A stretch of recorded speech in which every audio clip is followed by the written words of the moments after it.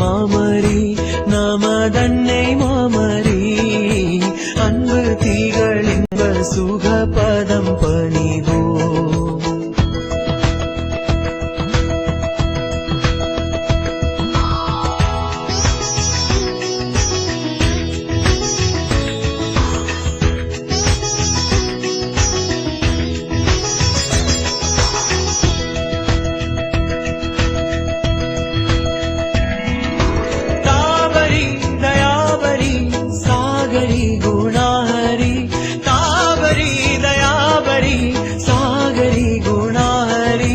ஆதரி தாவீது வம்சமாசினா மனோஹரி அன்னை மாமரி நமதன்னை மாமரி அன்பு திகழின்ப சுகபதம் பணிவோம். அன்னை மாமரி நமதன்னை மாமரி அன்பு திகழின்ப சுகபதம் பணிவோம்.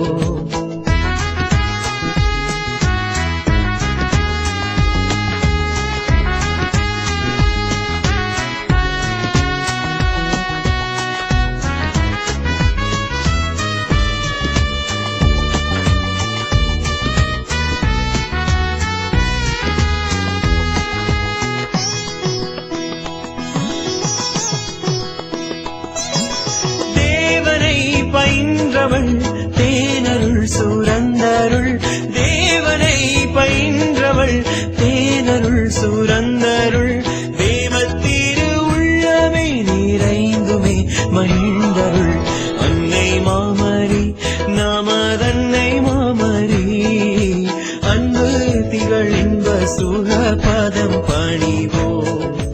அன்னை மாமரி நமதன்னை மாமரி அன்பு திகழின்ப சுகபதம் பணிவோ.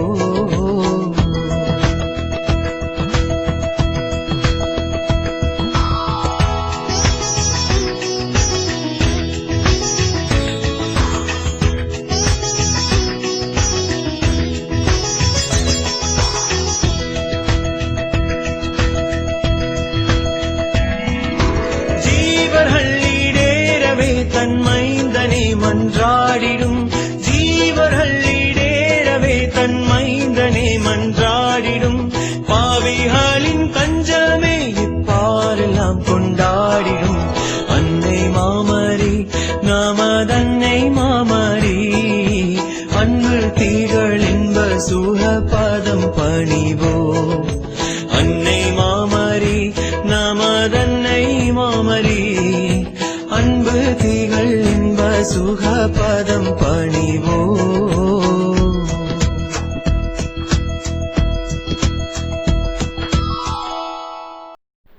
இந்த திருப்பலியில் அரக்கோணம் ஹெலன் ரெஜினா எடிசன் மகள் ஏ மார்டினா மகன் டேவிஸ் ராஜன் விரைவில் திருமணம் நடைபெற வேண்டி இந்த திருப்பலியை ஒப்புக் கொடுக்கிறார்கள். நாமும் இந்த கருத்துக்காக வேண்டிக் கொள்வோம்.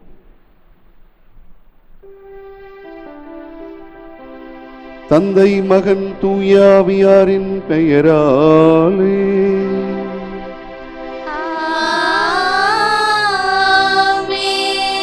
நம் ஆண்டவராகிய இயேசு கிறிஸ்துவின் அருளும் கடவுளின் அன்பும் தூய ஆவியானவரின் நட்புறவும் உங்கள் அனைவரோடும் இருப்பதாக.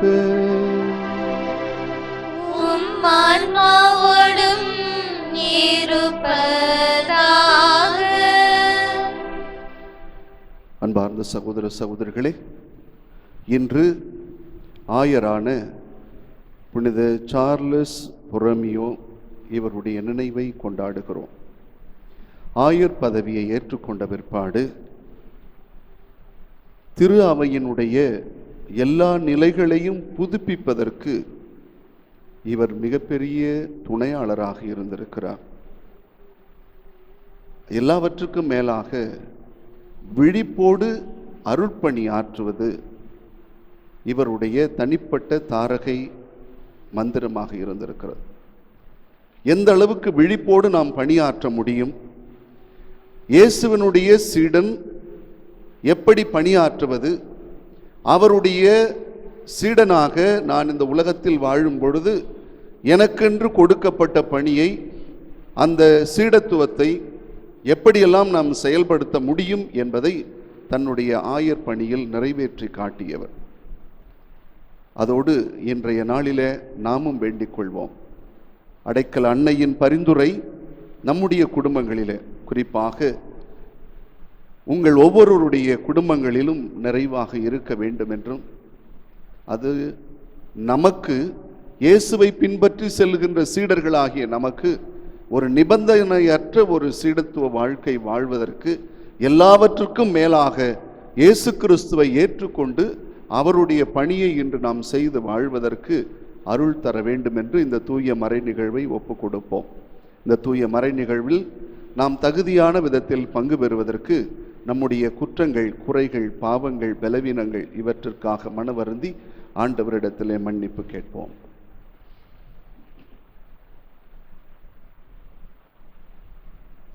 எல்லாம் வல்ல இறைவனிடமும் சகோதர சகோதரிகளை உங்களிடமும் நான் பாவி என ஏற்றுக்கொள்கின்றேன். ஏனெனில் என் சிந்தனையாலும் சொல்லாலும் செயலாலும் கடமையில் தவறியதாலும் பாவங்கள் பல செய்தேன். என் பாவமே, என் பாவமே, என் பெரும் பாவமே. ஆகையால் எப்போதும் கன்னியான புனித மரியாவையும் வானதூதர் புனிதர் அனைவரையும் சகோதர சகோதரிகளை உங்களையும் நாம் இறைவனாகிய ஆண்டவரிடம் எனக்காக வேண்டிக் கொள்ள மன்றாடுகின்றேன்.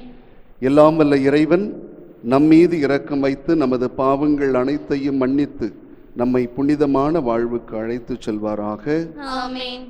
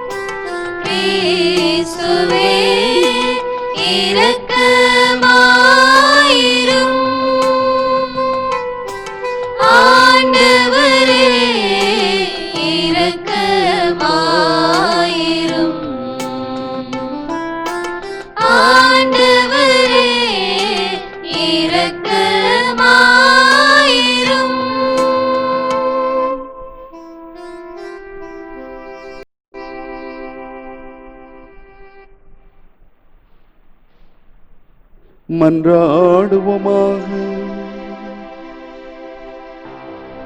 ஆண்டவரே, தூயவரான தந்தையே, ஆயரான புனித சார்லஸுக்கு நீர் நிறைவாக அளித்த மனநிலைமை மக்களுக்கும் அளித்தருள உம்மை வேண்டுகின்றோம்.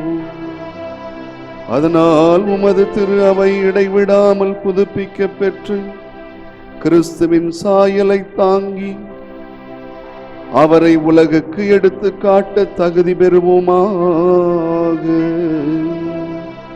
உம்மோடு தூய ஆவியாரின் ஒன்றிப்பில் இறைவனாய் என்றென்றும் வாழ்ந்து ஆட்சி செய்கின்ற எங்கள் ஆண்டவரும் திருமகனுமாகிய இயேசு கிறிஸ்து வழியாக உம்மை மன்றாடுகின்றோம்.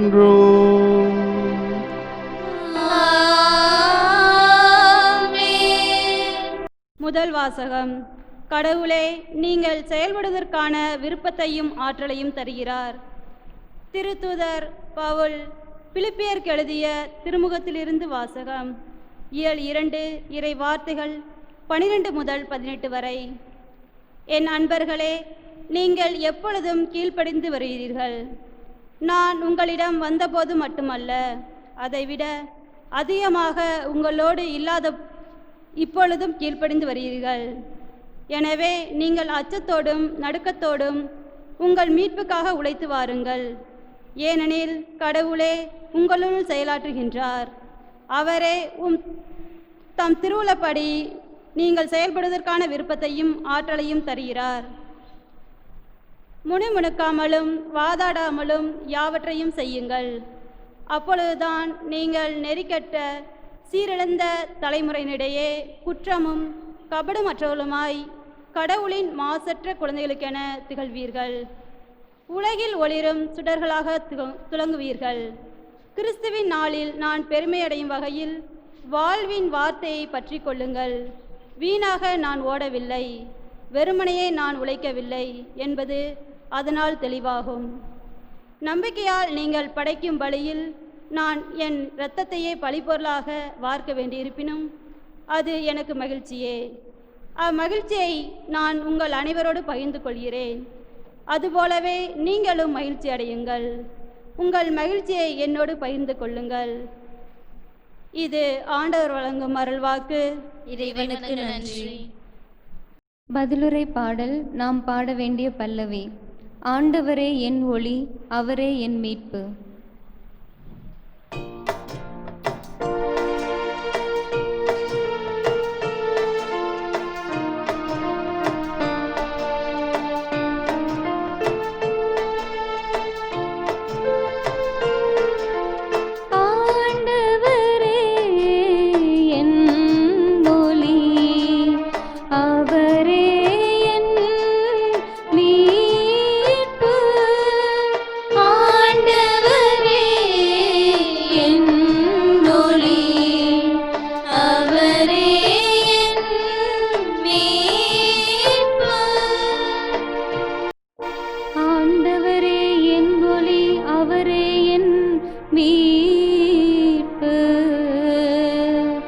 யாருக்கு நான் அஞ்ச வேண்டும்?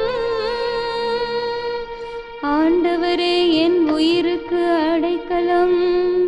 யாருக்கு நான் அஞ்சி நடுங்க வேண்டும்? ஆண்டவரே என் ஒளி, அவரே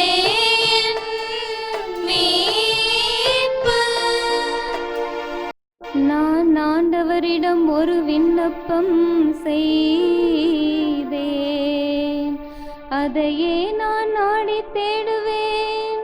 ஆண்டவரின் இல்லத்தில் என் வாழ்நாள் எல்லாம் குடியிருப்பேன். ஆண்டவரின் அழகை நான் காண வேண்டும். அவரது கோவிலில் அவரது திருவுலத்தை காண வேண்டும். ஆண்டவரே என் ஒளி, அவரே என் மீட்பு. வாழ்வோரின் நாட்டினிலே ஆண்டவரின் நலன்களை காண்பேன் என்று நான் இன்னும் நம்புகின்றேன். நெஞ்சே ஆண்டவருக்காக காத்திரு, மன உறுதி கொள். உன் உள்ளம் வலிமை பெறட்டும், ஆண்டவருக்காக காத்திரு.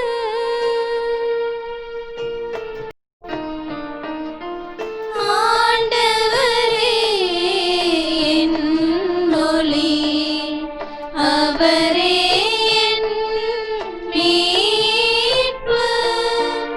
ஆண்டவரே என் ஒளி, அவரே என் மீட்பு.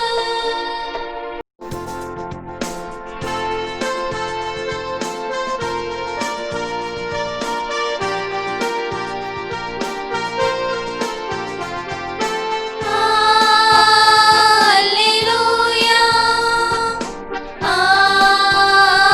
Alleluia, Alleluia,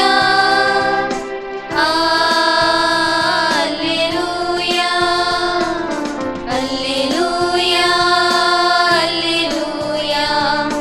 Alleluia, Alleluia, Alleluia, Alleluia, Alleluia, Alleluia,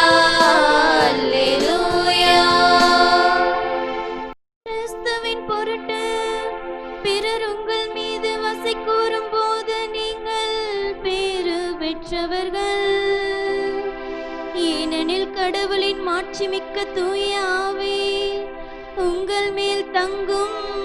அல்லேலூயா அல்லேலூயா அல்லேலூயா அல்லேலூயா அல்லேலூயா.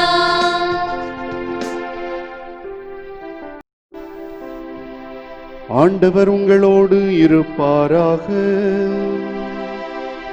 உம் ஆன்மாவோடும் இருப்பாராக. லூக்கா எழுதிய நற்செய்தியிலிருந்து வாசகம். ஆண்டவரே மாட்சி உமக்கே. பெரும் திரளான மக்கள் இயேசுவோடு சென்று கொண்டிருந்தனர். அவர் திரும்பி பார்த்து அவர்களிடம் கூறியது, என்னிடம் வருபவர் தம் தந்தை, தாய், மனைவி, பிள்ளைகள், சகோதர சகோதரிகள் ஆகியோரையும் ஏன் தன் உயிரையுமே என்னை விட மேலாக கருதினால் அவர் என் சீடராயிருக்க முடியாது. தம் சிலுவையை சுமந்து கொண்டு என் பின்னே வருபவர் எனக்கு சீடராய் இருக்க முடியாது.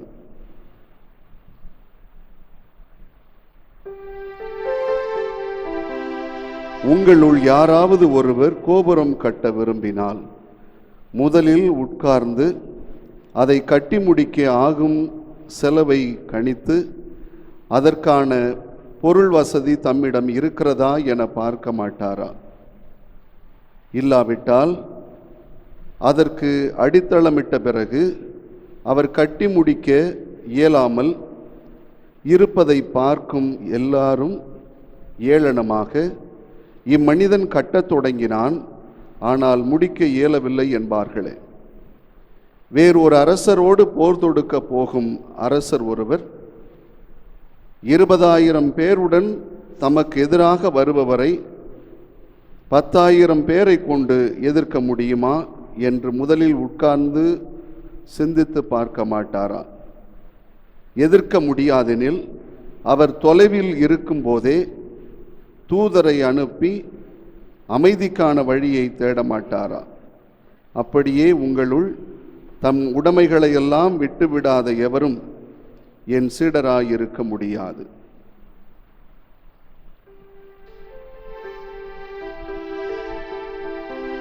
ஆண்டவரின் அருள்வாக்கு. கிறிஸ்துவே உமக்கு புகழ்.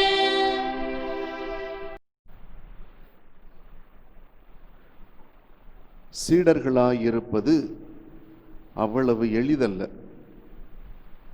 அதுவும் நிபந்தனையற்ற சீடராயிருப்பது கடினமான ஒன்றுதான்.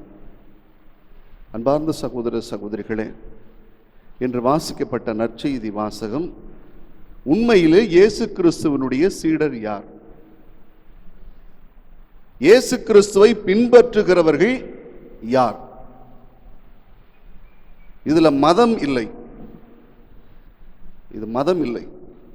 மதத்தையும் கடந்து இயேசு கிறிஸ்துவை பின்பற்றுகிறவர்கள் யார்?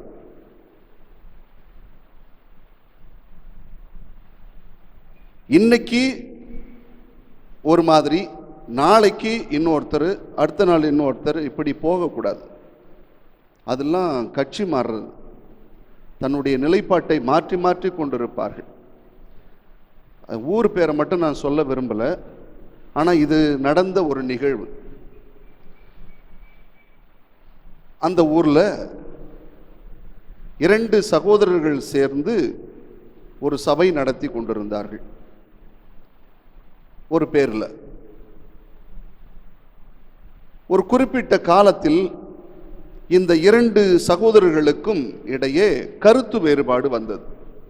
கருத்து வேறுபாடு வந்தவுடனே அந்த சபையிலிருந்து ஒருவர் வேறு ஒரு நிலைக்கு மாறி அதற்கு இன்னொரு பேரிட்டு ஒரு சபையை நடத்தி கொண்டிருந்தார். மக்கள், அங்கு வந்து கொண்டிருந்த மக்கள் அப்படியே கொஞ்சம் பேர் இவரிடத்தில், இவருடைய வழிநடத்துதலே போனார்கள். இது உண்மை, நான் பொய்யெல்லாம் சொல்லலை, உண்மை, சத்தியத்திலும் சத்தியம். இது நான் கண்ணார கண்டது. அப்படியே கொஞ்சம் பேர் அங்கே போயிட்டாங்க. இது என் மனதில் எழுப்பிய ஒரு கேள்வி,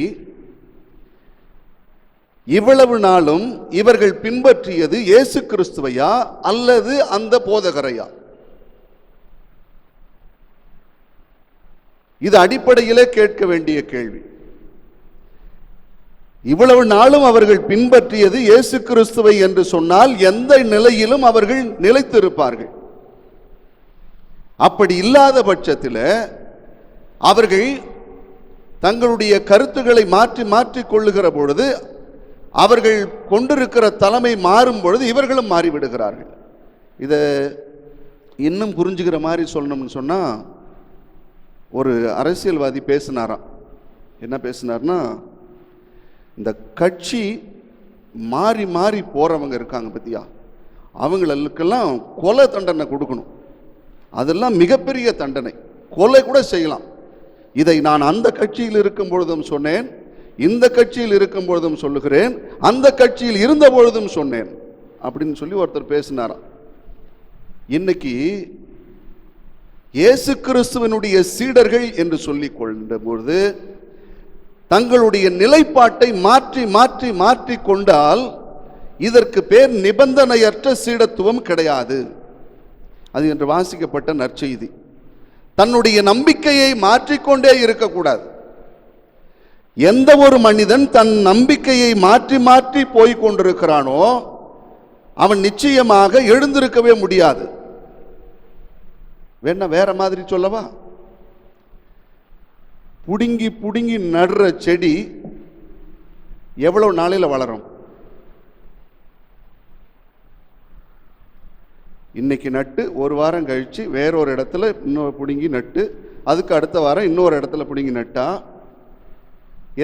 எப்படி அது வளரும்? தன்னுடைய நிலைப்பாட்டை மாற்றி மாற்றி கொண்டிருக்கிறவர்கள். அங்கே ஒரு அம்மா சிரிக்கிறாங்க, இவர் என்னடா கட்சி மாறுறத சொல்கிறாரு, கரெக்டாக இப்போ இருக்கிற சூழ்நிலைக்கு தகுந்த மாதிரி சொல்கிறாரு என் மாதிரி நினச்சிக்காதீங்கம்மா, நான் வேற எதை பற்றியும் யோசிக்காமல் சொல்கிறேன். இயேசு கிறிஸ்துவனுடைய சீடத்துவம் என்பது மாறி மாறி இருக்கக்கூடாது.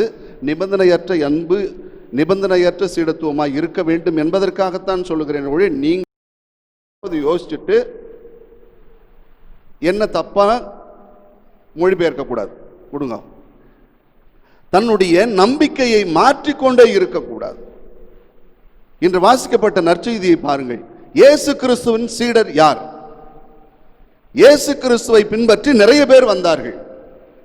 இதே லூக்கா நற்செய்தியிலே சில வாரங்களுக்கு முன்னால் லூக்கா நற்செய்தி 9வது அதிகாரத்திலே வாசிக்க கேட்டோம். இயேசு கிறிஸ்துவை பின்பற்றி வந்தவர்கள். அதுக்கு இயேசு பதில் கொடுத்தார். இல்லை, நான் உங்களை பின்பற்றி வர்றேன்னு சொன்னது. இன்னொன்று, நீ என்னை பின்பற்றி வான்னு சொன்னது. அவர்களெல்லாம் ஒவ்வொரு நிபந்தனை வைத்து கொண்டிருந்தார்கள். அந்த நிபந்தனைகளுக்கு ஆண்டவர் இயேசு என்ன சொன்னார்? நீங்கள்லாம் என்ன பின்னாடி வரவே முடியாது, நீங்கள் உங்கள் ஜோலியை பாருங்கன்னு அர்த்தம். பதில் சொல்லிட்டார். உண்மையிலேயே எல்லாரும் பின்பற்றி வருகிற பொழுது இயேசு அவர்களை பார்த்து சொல்லுகிற வார்த்தைகள் இங்கே கொடுக்கப்பட்டிருக்கிற பகுதி சற்று கடுமையானது தான், கொஞ்சம் அதிகமாக தான் சொல்லப்பட்டிருக்கிறது. ஏன்னா அதில் ஒரு இலக்கிய தன்மையோடு இங்கே கொடுக்கப்பட்டிருக்கிறது. உயர்வு நவிர்ச்சி அணி என்கிற ஒரு இலக்கிய தன்மையோடு கொடுக்கப்பட்டிருக்கிறது. அப்படின்னா கொஞ்சம் மிகைப்படுத்தி சொல்லப்பட்டிருக்கிறது. அதில் சொல்லப்பட்டிருக்கிற கருத்து இதுதான், சொல்ல வருகிற கருத்து இது, ஆனால் சற்று மிகைப்படுத்தி சொல்லப்பட்டிருக்கிறது. இது வேறொரு இடத்திலும் இருக்கிறது. அதாவது என்ன சொல்லுவாங்க தெரியுமா? ஒழுங்கா சாப்பிடல, தன் குழந்தைகிட்ட சொல்றது, ஒழுங்கா சாப்பிடல சாமியார்கிட்ட பிடிச்சி கொடுத்துருவேன். இதுக்கே கொஞ்சம் பேர் சாமியாருங்களை பயன்படுத்திட்டு இருக்காங்க. சாமியார்கிட்ட பிடிச்சி கொடுத்துருவேன், புள்ள பிடிச்சி பிடிக்கிறவன் மாதிரி. இல்லைன்னா சாமியார்கிட்ட விட்டுட்டு போயிடுவேன், இல்லைன்னா சாமியார்கிட்ட விட்டுட்டு போயிடுவேன். அதுக்கப்புறம் தான் அது வேகமாக சாப்பிடுது, பார்த்துக்கோ. அது மாதிரி சொன்னால் விட்டுட்டு போயிடுவாங்களா? இல்லை. என்னன்னா கொஞ்சம் அதிகப்படுத்தி சொன்னால் இந்த காரியத்திற்காக அதிகப்படுத்தி சொல்வது தான். அதுதான் சொல்கிறார். தன்னுடைய தாய் தந்தை மனைவி பிள்ளைகள் அப்பா அம்மா இவர்களை விட்டு விட்டு என்னை பின்பற்றுகிறவன் என் சீடனாய் இருக்க முடியும். இவங்களெல்லாம் விடாம இருக்கிறவன் என் சீடனாய் இருக்க முடியாதுன்னு இதுல ஒருத்தர் விளக்கம் கொடுத்தார் பாருங்க இந்த இடத்துல. அதாவது என்ன சொன்னாரு, சாமி இதுல நீங்க நல்லா படிச்சு பாருங்க, தாய் தந்தை அப்பா அம்மா பிள்ளைகள் சகோதரன் சகோதரி இவங்கள தான் கொடுத்துருக்காங்க. இதுல பங்காளி உறவு மட்டும்தான், ரத்த உறவு மட்டும்தான் விட்டுருக்காங்க. மற்ற உறவுகளெல்லாம் சேர்க்கவே இல்லை. மாமா மச்சான்லாம் சேர்த்துருக்காங்களா பத்தியா? இதெல்லாம் சேர்க்கவே இல்லை சாமி. அதனால நீங்க என்ன பண்றீங்க, இதை மட்டும் சொல்லுங்க அப்படின்னு ஒருத்தர் சொன்னார். இது என்ன விளக்கமோ தெரியல. அதுக்கு அவர் வேற ஒரு விளக்கமும் கொடுத்தார். இன்னொரு இடத்துல உங்களுக்குள்ளே பிளவுகள் வரும், அப்பொழுது மாமனார் மாமியாரை எதிர்த்து வரும், அப்பெல்லாம் சொன்னாரு, ஏன் இதில் சொல்லலை? ஒருவேளை ஏசுனார் சாமி தன்னுடைய உறவுகளை மட்டும் விட்டா போதும்னு நினைக்கிறாரு என்னமோ தெரியல சாமின்னு ஒரு விளக்கம் கொடுத்தார். அந்த விளக்கம் அவருடைய விளக்கம் தானே ஒழிய விவிலிய அறிஞர்கள் விளக்கம் கிடையாது. அதை அப்படியே விட்டுருங்க. தன்னுடைய சகோதரர்கள் உறவுகளை துறக்கதற்கு நாம் முன்னுக்கு வரணும் அப்படிங்கிறார். உறவுகளை தாண்டி நான் ஆண்டவரை நேசிக்கிறவனாக இருந்தால்தான் அவருடைய சீடனாக இருக்க முடியும். அதுதான் முக்கியம். உன்னுடைய உறவுகளை எல்லாம் கடந்து நீ ஆண்டவரை நேசிக்கக்கூடியவனாக இருக்க வேண்டும், இயேசுவை நேசிக்கிறவனாக இருக்க வேண்டும், இயேசுவினுடைய பணியை செய்யக்கூடியவனாக இருக்க வேண்டும். அதை ஒன்று சொல்லிட்டு அடுத்தது சொல்றார் பாருங்க, தன்னுடைய உயிரையும் நீ மேலாக மதிக்க வேண்டும், உயிரினும் மேலாக நீ ஆண்டவரையும் ஆண்டவருடைய பணியையும் செய்ய வேண்டும் என்று சொல்கிறார். ஆக இந்த இரண்டையும் கடக்கிறவன் தன் வாழ்வில் இயேசு கிறிஸ்துவனுடைய சீடனாக இருக்க முடியும். உண்மையில் அதுதான். இதையெல்லாம் தாண்டுகிறவன் தான் அந்த சீடத்துவத்தில் நிலைத்து இருக்க முடியும். இல்லைன்னா நிலைச்சிருக்க முடியாது.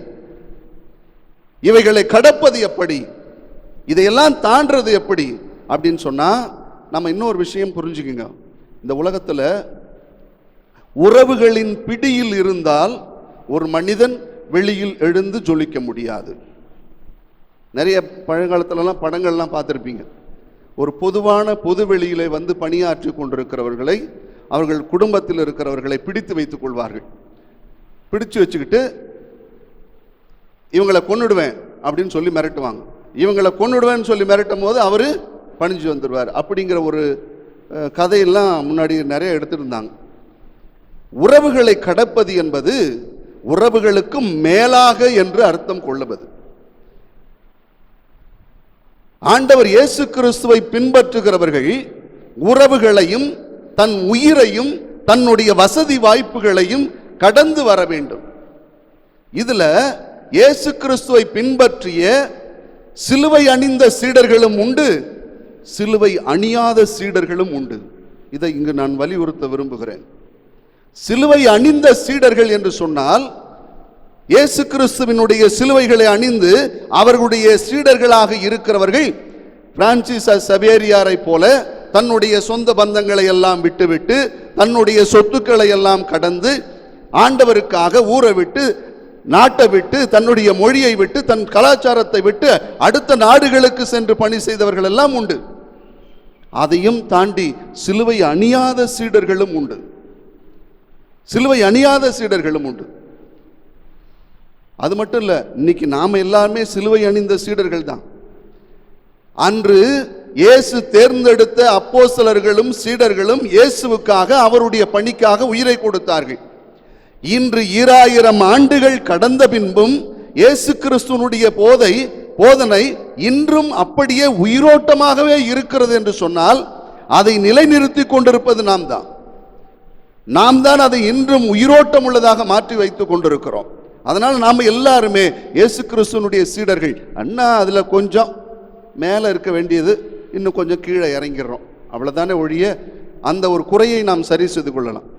இயேசு கிறிஸ்துவை பின்பற்றுகிற சிலுவை அணியாத சீடர்கள் என்று சொன்னால் ஒரு 2-3 பேரை நான் உங்கள் கண் முன்னால் காட்ட விரும்புகிறேன்.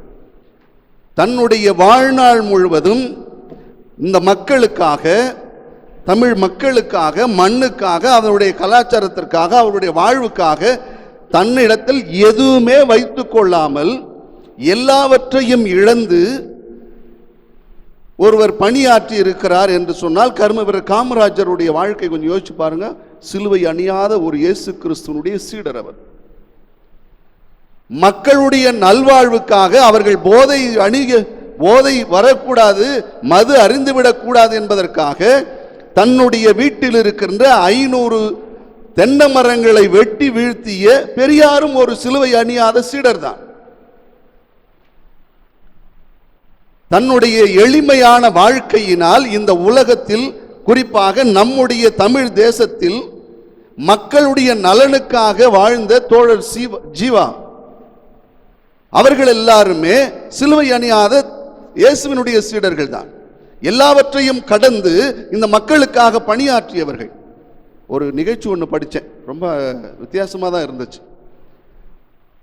தோழர் ஜீவா அவர்கள் தன்னுடைய மனைவி ஆசிரியர் பணி செய்தாராம். ஆசிரியர் பணி செஞ்சப்போ அவருக்கு டிரான்ஸ்ஃபர் வேணும் அப்படின்னு சொல்லிட்டு, அப்பொழுது காமராஜர் முதலமைச்சராக இருக்கிறார். அவர்கிட்ட போய் இது மாதிரி தன்னுடைய மனைவிக்கு டிரான்ஸ்ஃபர் வேணும்னு சொல்லிட்டா அவர் ஏதாவது ஏற்பாடு பண்ணி செய்வார்னு சொல்லி இவரோடு இருந்தவர்கள் எல்லாம் சொல்லியிருக்கிறாங்க. இவரும் என்ன பண்ணியிருக்கிறாரு, போயிருக்கிறார். எங்கள் காமராஜர்கிட்ட போய் பார்த்து சொல்லலான்னு போனாராம். போயிட்டு அந்த நேரத்தில் இவருக்கு மனசு இடம் கொடுக்கல. என்னடா இவ்வளவு நாள் இல்லாத ஒரு பழக்கம், தன்னுடைய மனைவிக்கு டிரான்ஸ்ஃபர் கேட்கணுமா, சிபாரிசு வேணுமான்னு சொல்லிட்டு அங்கே போயிருக்கிறாரு. வேணாங்கிற எண்ணம் வந்துட்டு சொல்ல வேண்டான்னு சொல்லிட்டு திரும்ப சாதாரணமாக பேசிட்டு, எப்படி இருக்கிறீங்க, என்ன இருக்கீங்க, என்ன செய்கிறீங்க அப்படின்னு சொல்லிட்டு பேசிட்டு, சரி நான் போயிட்டு வரேன்ட்டு வந்துட்டாராம். இன்னைக்கு அப்படி இருக்குமா? கொஞ்சம் யோசிக்க வேண்டியிருக்கு. மாணவர்களுக்கு சத்துணவு கொடுக்க வேண்டும் என்பதற்காக தான் பிச்சை எடுக்கவும் தயாராக இருக்கிறேன் என்று சொன்னவர் காமராஜர். இன்னைக்கு அப்படி இருக்குமா?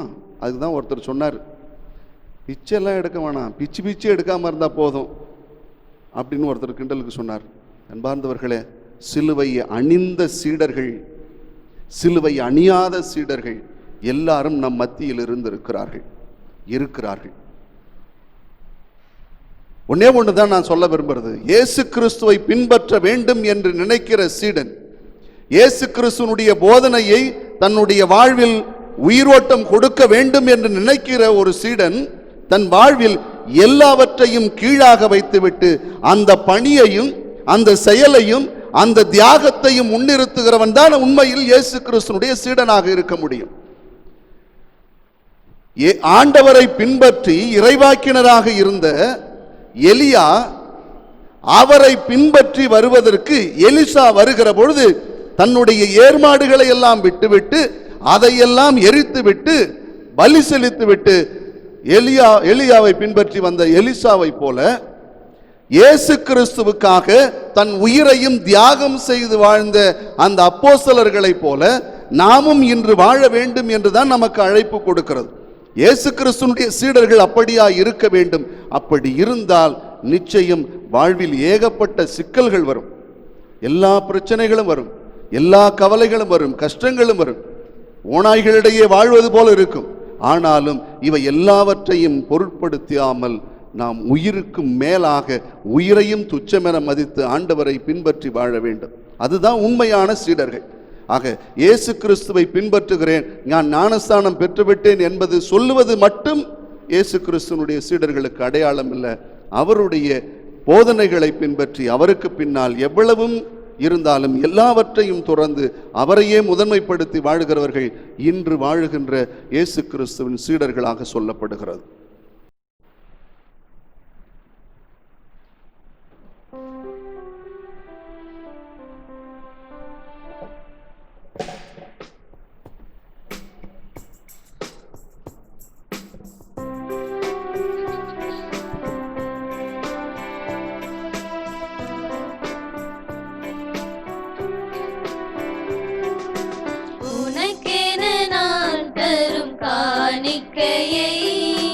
உவப்புடன் ஏற்பாயின் இறைவா, உனக்கென நான் தரும் காணிக்கையை உவப்புடன் ஏற்பாயின் இறைவா. பலியென என்னை நான் தருகின்றேன், பலியென என்னை நான் தருகின்றேன், உன் பதமலர் பணிந்து மகிழ்கின்றேன். அர்ப்பணிந்து மகிழ்கின்றேன். உனக்கென நான் தரும் காணிக்கையை உவப்புடன் ஏற்பாய் என் இறைவா.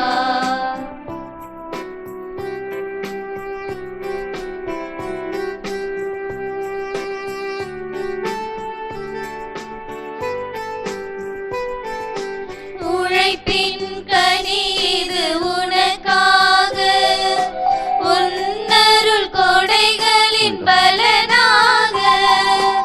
உழைப்பின் கனி இது உனக்காக, உன்னருள் கொடைகளின் பலனாக. படைத்தவன் கரங்களில் மகிழ்வாக, படைத்தவன் கரங்களில் மகிழ்வாக. உன் படைப்பினில் சிறந்ததை தருகின்றேன், படைப்பினில் சிறந்ததை தருகின்றேன். உனக்கென நான் தரும் காணிக்கையை உவப்புடன் ஏற்பாய் என் இறைவா. சகோதர சகோதரிகளே, நாம் அனைவரும் இணைந்து ஒப்புக்கொடுக்கிற இந்த திருப்பலி எல்லாமல்ல தந்தையாகி இறைவனுக்கு ஏற்றதாகும்படி ஜெபியுங்கள். ஆண்டவர் தமது பெயரின் புகழ்ச்சிக்காகவும் மாட்சிக்காகவும் நமது நன்மைக்காகவும் புனித திரு அவை அனைத்து நலனுக்காகவும் உமது கையிலிருந்து பலியை ஏற்றுக்கொள்வாராக. ஆண்டவரே, புனித சார்லஸின் நினைவு நாளில் நாங்கள் உமது பீடத்தில் அர்ப்பணிக்கும் இக்காணிக்கைகளை கண்ணோக்கியருளும். அவர் விழிப்புடன் அருள் பணியாற்றவும் நற்பண்புகளில் சிறந்து விளங்கவும் நீர் செய்தது போல நாங்களும் இப்பலியின் ஆற்றலால் நற்செயல்களின் பயன்களில் செழித்தோங்க செய்வீராக. எங்கள் ஆண்டவராகிய கிறிஸ்து வழியாக உம்மை மன்றாடுகின்றோம்.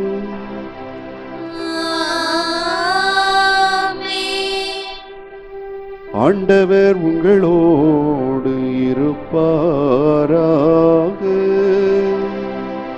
உம் ஆன்மாவோடும் இருப்பாராக. இதயங்களை மேலே எழுப்புங்கள். ஆண்டவரிடம் எழுப்பியுள்ளோம். நம் இறைவனாகிய ஆண்டவருக்கு நன்றி கூறுவோம். அது தகுதியும் நீதியுமானதே. ஆண்டவரே, தூயவரான தந்தையே, என்றும் உள்ள எல்லாம் வல்ல இறைவா,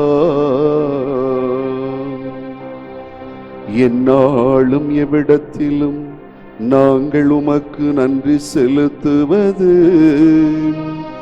மெய்யாகவே தகுதியும் நீதியுமாகும்.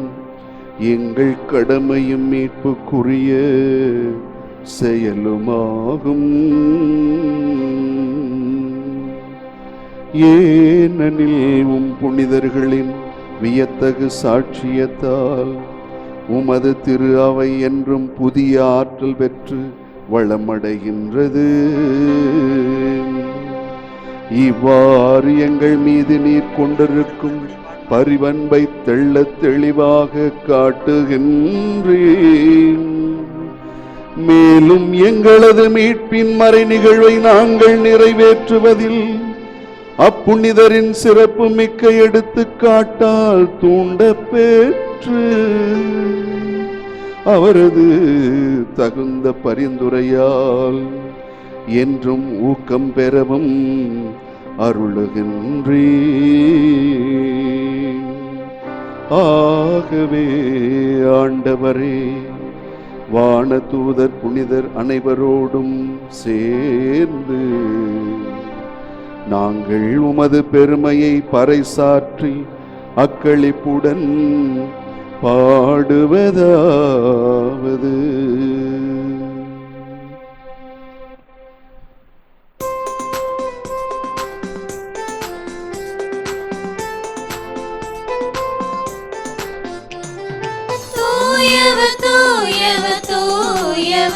வான்படைகளின் கடவுளும் ஆண்டவர். விண்ணகமும் மண்ணகமும் உமது மாட்சியால் நிறைந்துள்ளன. உன்னதங்களிலே ஓசானா, உன்னதங்களிலே ஓசானா. ஆண்டவர் பெயரால் வருகிறவர் ஆசி பெற்றவர். உன்னதங்களிலே ஓசானா, உன்னதங்களிலே ஓசானா, உன்னதங்களிலே ஓசானா, உன்னதங்களிலே ஓசானா.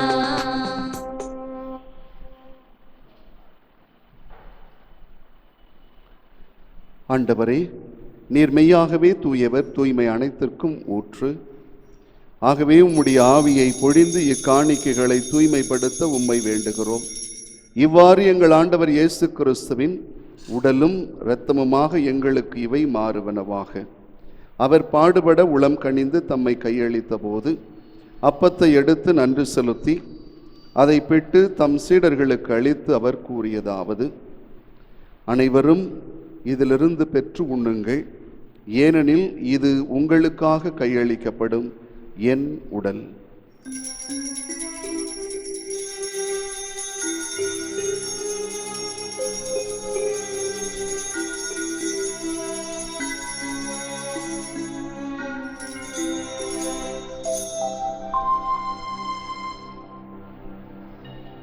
அவ்வண்ணமே இரவு விருந்தை அருந்திய பின் கிண்ணத்தையும் எடுத்து மீண்டும் உமக்கு நன்றி கூறி தம் சீடர்களுக்கு அளித்து அவர் கூறியதாவது: அனைவரும் இதிலிருந்து பெற்று பருகுங்கள், ஏனெனில் இது புதிய நிலையான உடன்படிக்கைக்குரிய என் இரத்தத்தின் கிண்ணம். இது பாவ மன்னிப்புக்கென்று உங்களுக்காகவும் பலருக்காகவும் சிந்தப்படும். இதை என் நினைவாக செய்யுங்கள்.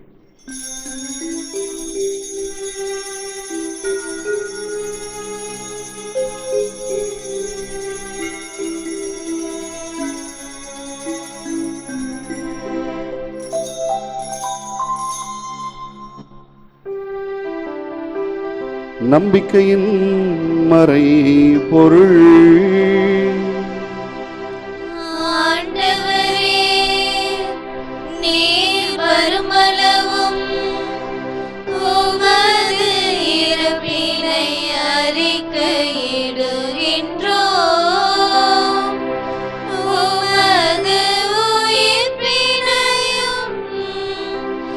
எடுத்துரைக்கின்றோம். ஆகவே ஆண்டவரே, நாங்கள் கிறிஸ்துவின் இறப்பினையும் உயிர்ப்பினையும் நினைவு கூர்ந்து வாழ்வு தரும் அப்பத்தையும் மீட்பளிக்கும் கிண்ணத்தையும் உமக்கு ஒப்புக் கொடுக்கின்றோம். உம் திருமுன்னின்று உமக்கு ஊழியம் புரிய தகுந்தவர்கள் என எங்களை ஏற்றுக்கொண்டீர். எனவே உமக்கு நன்றி செலுத்துகிறோம். மேலும் கிறிஸ்துவின் உடலிலும் இரத்தத்திலும் பங்கு கொள்ளும் எங்களை தூய ஆவியார் ஒன்று சேர்க்க வேண்டுமென உம்மை தாழ்மையுடன் மன்றாடுகிறோம். ஆண்டவரே, உலகெங்கும் பரவியிருக்கும் திரு அவையை நினைவு கூர்ந்தருளும். எங்கள் திருத்தந்தை பிரான்சிஸ் ஆயர் அந்தோணி சாமி, எல்லா திருநிலையினர், இந்த திருப்பலியை ஒப்புக்கொடுத்து ஜெபிக்கிற குடும்பத்தார், உம் திரு அவை முழுவதையும் அன்பினால் நிறைவு பெறச் செய்தருளும். உயிர்த்தெழும் எதிர்நோக்கோடு துயில் கொள்ளும் அனைவரையும் உம் திருமுக ஒளியினுள் ஏற்றருளும். எங்கள் அனைவர் மீதும் இரக்கமாயிரும். கடவுளின் கன்னித்தாயும் எங்கள் பாதுகாவலியுமான புனித அடைக்கல அன்னை, அவருடைய கணவரான புனித யோசேப்பு, புனித திருத்தூதர்கள், இவ்வுலகில் உமக்கு உகந்தவராய் இருந்தோர் புனிதர் அனைவருடனும் நாங்கள் நிலைவாழ்வில் பங்கு கொள்ளும் தகுதி பெற்று உம் திருமகன் இயேசு கிறிஸ்து வழியாக உம்மை புகழ்ந்தேத்தும் வரமருள உம்மை மன்றாடுகிறோம்.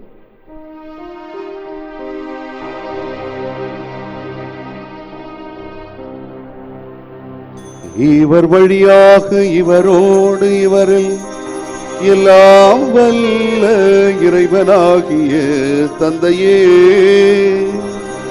தூய ஆவியாரின் ஒன்றிப்பில் எல்லா புகழும் ஆட்சியும் என்றென்றும் உமக்கு உரியதே.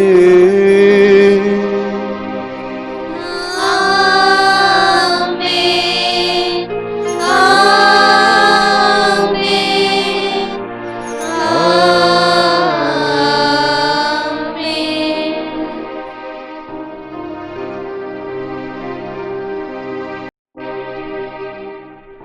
கடவுளை நாம் தந்தை என அழைக்க இயேசு நமக்கு கற்பித்தார்.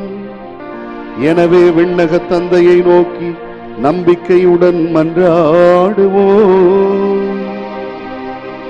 விண்ணுலகில் இருக்கின்ற எங்கள் தந்தையே, உமது பெயர் தூயது என போற்றப் பெறுக. உமது ஆட்சி வருக. உமது திருவுளம் விண்ணுலகில் நிறைவேறுவது போல மண்ணுலகிலும் நிறைவேறுக. எங்கள் அன்றாட உணவை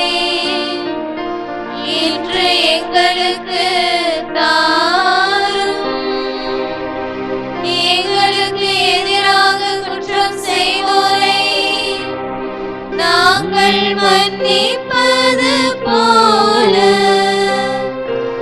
எங்கள் குற்றத்தை மன்னியும். எங்களை சோதனைக்கு உட்படுத்தாதேயும். தீமையிலிருந்து எங்களை விடுவித்தருளும். ஆண்டவரே, தீமை அனைத்திலும் இருந்து எங்களை விடுவித்து எங்கள் வாழ்நாளில் அமைதியை கனிவுடன் அருள உம்மை மன்றாடுகிறோம். உமது இரக்கத்தின் உதவியால் நாங்கள் பாவத்திலிருந்து எப்போதும் விடுதலை பெற்று யாதொரு கலக்கமும் இன்றி நலமாயிருப்போமாக. நாங்கள் எதிர்நோக்கி இருக்கும் பேரின்பத்துக்காகவும் எம் மீட்பராகிய இயேசு கிறிஸ்துவின் வருகைக்காகவும் காத்திருக்கின்றோம். ஏனெனில் ஆட்சியும் வல்லமையும் மாட்சியும் என்றென்றும் உமதே. ஆண்டவரே இயேசு கிறிஸ்துவே, அமைதியை உங்களுக்கு விட்டுச் செல்கிறேன், என் அமைதியையே உங்களுக்கு அளிக்கிறேன் என்று உம் திருத்தூதர்களுக்கு மொழிந்தீரே.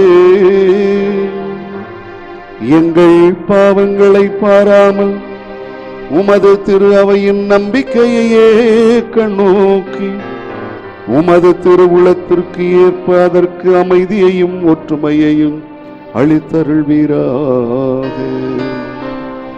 என்றென்றும் வாழ்ந்து ஆட்சி செய்கின்றவர் நீரே. ஆமென். ஆண்டவருடைய அமைதி உங்களோடு என்றும் இருப்பதாக. உம் ஆன்மாவோடும் இருப்பதாக. ஒருவருக்கொருவர் நம் ஆண்டவர் இயேசுவின் அமைதியை பகிர்ந்து கொள்வோம்.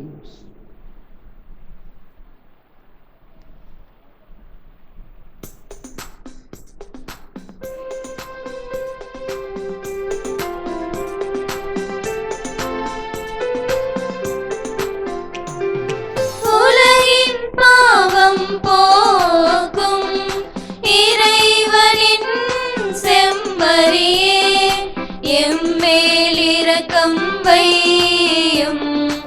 எம்மேல் இரக்கம் வையும். உலகின் பாவம் போக்கும் இறைவனின் செம்மறியே, எம்மேல் இரக்கம் வையும். எம்மேல் இரக்கம் வையும். உலகின் பாவம் போக்கும் இறைவனின் செம்மறியே, எமக்கு அமைதி தந்தருளும். எமக்கு அமைதி தந்தருளும். ஆண்டவராகிய இயேசு கிறிஸ்துவே, நாங்கள் உட்கொள்ளும் உம்முடைய திருவுடலும் இரத்தமும் எங்களை நீதி தீர்ப்புக்கும் தண்டனைக்கும் உள்ளாக்காமல் உமது பரிவிரக்கத்தினால் எங்கள் உள்ளத்தையும் உடலையும் காத்திடுமாறு மருந்தாகிட அருள் புரியும். இதோ நம் ஆண்டவராகிய இயேசு கிறிஸ்து, இவரே நமது பாவங்களை எல்லாம் போக்குகிறவர்.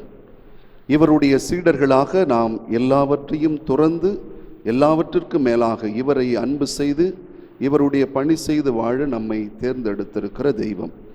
இந்த தெய்வத்தின் விருந்திற்கு அழைக்க பெற்றிருக்கிற நாம் அனைவரும் பேறு பெற்றவர்கள். ஆண்டவரே, நீர் என் இல்லத்தில் எழுந்தருள நான் தகுதியற்றவள். ஆனால் ஒரு வார்த்தை மட்டும் சொல்லி அருளும், எனது ஆன்மா நலமடையும். கிறிஸ்துவின் திருவுடலும் இரத்தமும் நம் அனைவரையும் காத்து நிலை வாழ்வுக்கு அழைத்துச் செல்வாராக.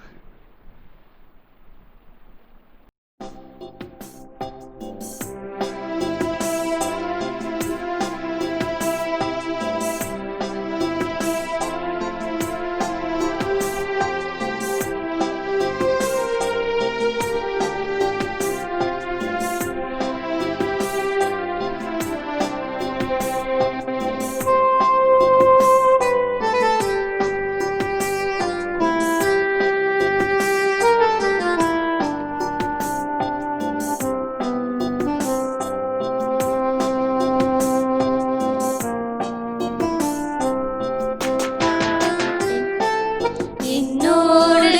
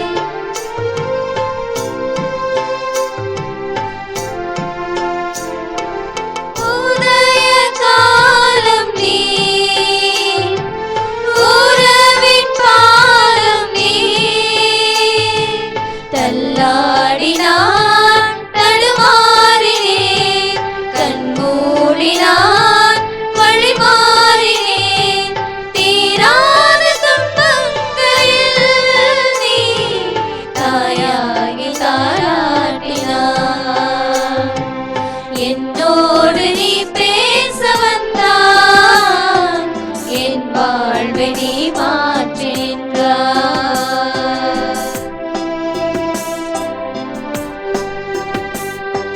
மன்றாடுவோமாக.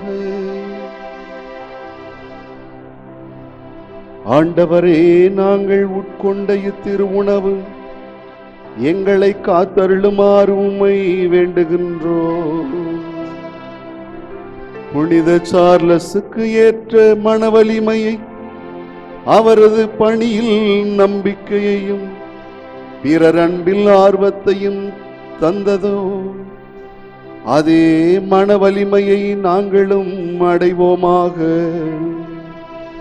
எங்கள் ஆண்டவராகி கிறிஸ்து வழியாக உம்மை மன்றாடுகின்றோம்.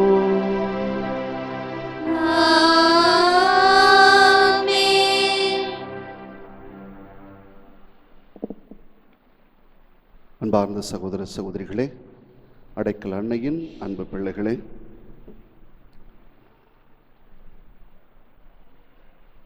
நம்முடைய திருத்தலத்தில் ஒவ்வொரு நாளும் காலை 6:30 மணிக்கும் 11:30 மணிக்கும் திருப்பலிகள் நடைபெற்று கொண்டிருக்கிறது. மாதத்தின் முதல் சனிக்கிழமை காலை 11 மணிக்கு அன்னையினுடைய சிறு தேர் பவனியும் அதைத் தொடர்ந்து திருப்பலியும், திருப்பலி முடிவில் மாதா குலத்தின் அருமருந்தினால் ஒவ்வொருவரையும் தனிப்பட்ட முறையில் அவர்களுக்கு சிறப்பு ஆசிர்வாதம் வழங்கப்படுகிறது. இரண்டாவது சனிக்கிழமை காலை 9:30 1:30 மணி வரை நற்செய்தி ஜெபக்கூட்டம், நோயாளிகளுக்கான சிறப்பு ஜெபம், குணமளிக்கும் நற்கருணை ஆராதனை, இறுதியில் எண்ணெய் அபிஷேகத்தோடு வழிபாடு நிறைவரும். அதற்கு பிற்பாடு அனைவருக்கும் அன்னதானம் வழங்கப்படுகிறது. அன்னதானத்திற்கு தங்களால் இயன்ற உதவி செய்ய விரும்புகிறவர்கள் வங்கி மூலமாகவோ அல்லது மணி ஆர்டர் மூலமாகவோ நேரிலோ உங்களது காணிக்கையை செலுத்த உங்களை அன்போடு கேட்டுக்கொள்கின்றோம். ஒவ்வொரு வாரம் புதன்கிழமை மதியம் 1 மணிக்கு மாதா டிவியில் நம்முடைய திருத்தலத்தில் நடைபெறுகிற திருப்பலி ஒளிபரப்பாகிறது. அதை பார்த்து ஜெபிக்க உங்களை அன்போடு கேட்டுக்கொள்கின்றேன். ஆண்டவர் உங்களோடு இருப்பாராக.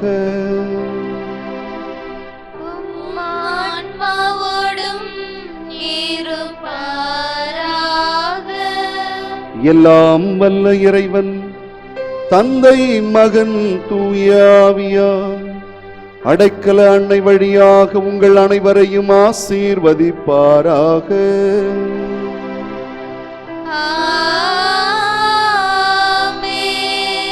அடைக்கல அன்னையின் அன்பு பிள்ளைகளாகவும் ஆண்டவர் இயேசு கிறிஸ்துவின் சீடர்களாகவும் வாழ சென்று வாருங்கள்.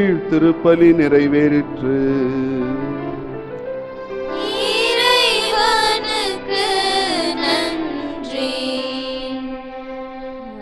அகிலம் போற்றும் அடைக்கல தாயே, எங்களுக்காக வேண்டிக் கொள்ளும்.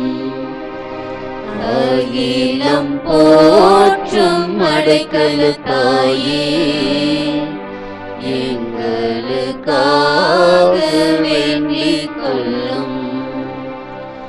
அகிலம் போற்றும் அடைக்கல தாயே, எங்களுக்காக வேண்டிக் கொள்ளும். எங்களுக்காக வேண்டிக் கொள்ளும். எங்களுக்காக வேண்டிக் கொள்ளும். அடைக்கல அன்னைக்கு நம் வேண்டுதல்களோடு சேர்ந்து நவநாள் ஜெபம் சொல்லி மன்றாடுவோம். அம்மா அடைக்கல தாயே, அம்மா அடைக்கல தாயே, உம் தஞ்சமென்று வந்தவரை, உம் தஞ்சமென்று வந்தவரை இருகரம் நீட்டி, இருகரம் நீட்டி புகலிடம் தந்த தாய் உள்ளமே, புகலிடம் தந்த தாய் உள்ளமே, எங்கள் இல்லத்தின் இடைஞ்சலை விலக்கும், எங்கள் இல்லத்தின் இடைஞ்சலை விலக்கும், எங்கள் உள்ளத்தின் கவலையை போக்கும், எங்கள் உள்ளத்தின் கவலையை போக்கும், எங்கள் நம்பிக்கையில் தளராது வாழ, எங்கள் நம்பிக்கையில் தளராது வாழ உறுதிப்படுத்தும், எங்கள் வாழ்க்கை போராட்டத்தில், எங்கள் வாழ்க்கை போராட்டத்தில் வீரமாய் வாழ வழிகாட்டும், வீரமாய் வாழ வழிகாட்டும், கனிவோடு எம் வேண்டுதலை கண்ணோக்கும், கனிவோடு எம் வேண்டுதலை கண்ணோக்கும், உம் மகன் இயேசுவின் வழியாய், உம் மகன் இயேசுவின் வழியாய் தந்தையிடம் பரிந்து பேசி, தந்தையிடம் பரிந்து பேசி நாங்கள் எதிர்பார்க்கும் நன்மையை பெற்றுத்தாரும், நாங்கள் எதிர்பார்க்கும் நன்மையை பெற்றுத்தாரும். இதனால் உம் திருத்தல புகழ், உம் திருத்தல புகழ்